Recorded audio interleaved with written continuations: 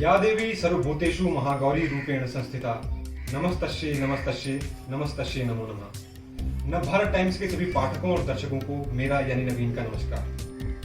दोस्तों, नवरात्रि के 8वें दिन माता दुर्गा की 8वीं शक्ति माता महागौरी की पूजा की जाती है। माता महागौरी की आराधना मात्र से भक्तों के सभी पाप कर्म और पिछले जन्मों में किए गए पाप कर्म भी धुल जाते हैं। माता महागौरी को लेकर कथा है कि भगवान शिव ने एक बार अपनी अर्धांगिनी पार्वती को काली कहकर पुकारा। हालांकि यह बात परिहास में कही गई थी, यानी कि मजाक में कही गई थी, लेकिन माता को यह बात बहुत चुभ गई और वह यह कहकर शिवलोक से चली गई कि जब तक मैं श्वेत वर्ण या गौर वर्ण की ना हो जाऊं वापस नहीं लौटूंगी। इसके उपरांत माता तपस्या करने लगी। लंबे समय तक चली तपस्या के बाद भगवान शिव प्रसन्न होकर प्रकट हुई।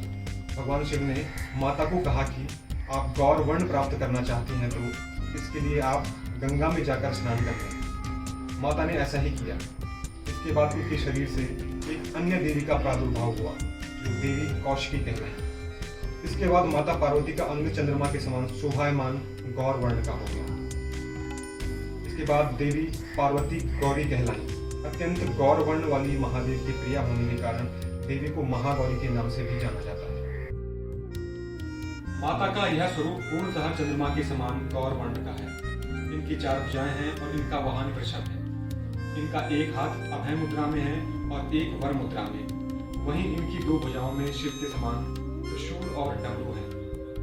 माता अपने भक्तों को करुणामयी दृष्टि से देखती है और उन पर कृपा बरसाती है। माता का यह रूप सौम्य है। इनकी आराधना से व्यक्ति का मन आनंदित हो उठता है। माता महागौरी की पूजा करने से, उनकी आराधना करने से वैवाहिक जीवन में आ रही परेशानियां दूर होती है। वहीं जो जातक विवाह में देरी के कारण परेशान है या जिनके विवाह में देरी आ रही है, उन्हें भी माता की पूजा अवश्य करनी चाहिए। कुंवारी कन्याओं को माता की पूजा जरूर करनी चाहिए। माता की कृपा से कुंवारी कन्याओं को मनचाहा जीवन साथी मिलता है। इसके साथ ही देवी संतान सुख भी प्रदान करती है। माता की आराधना करने से व्यक्ति को शांति और सुख की प्राप्ति होती है। पारिवारिक जीवन में भी माता के आशीर्वाद से संपन्नता बनी रहती है। इनके ध्यान मात्र से मन संतुलित हो जाता है और व्यक्ति को मानसिक शांति प्राप्त होती है। आइए अब जानते हैं कि माता महागौरी को प्रसन्न करने के लिए कैसे पूजा करनी चाहिए। पूजा विधि क्या है?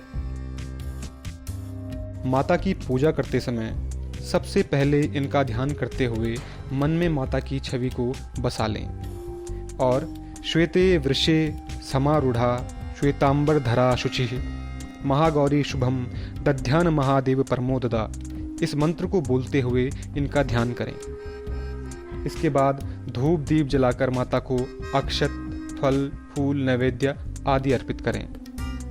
नवरात्रि के 8वें दिन दुर्गा सप्तशती के उत्तर चरित्र का पाठ करना चाहिए। देवी महागौरी ही शुंभ निशुंभ का वध करने वाली कौशिकी देवी भी हैं, जिनकी कथा उत्तर चरित्र में वर्णित है। पुराणों में उल्लेख मिलता है कि माता महागौरी की आराधना मात्र से व्यक्ति कुमार्ग से सदमार्ग पर अग्रसर होता है। इनकी आराधना से एकाग्रता बढ़ती है और व्यक्ति को हर काम में सफलता प्राप्त होती है। माता की आराधना करने से जन्म जन्मांतर के पाप भी धुल जाते हैं। माता की कृपा से भक्तों के सभी दुख संताप दूर हो जाते हैं। व्यक्ति का भविष्य सुधर जाता है। इनकी कृपा दृष्टि से व्यक्ति में असंभव से असंभव कार्य को करने की भी क्षमता आ जाती है। माता महागौरी की कृपा आप पर बनी रहे, यही उम्मीद करते हैं। आप देखते रहें navbharattimes.com। नमस्कार।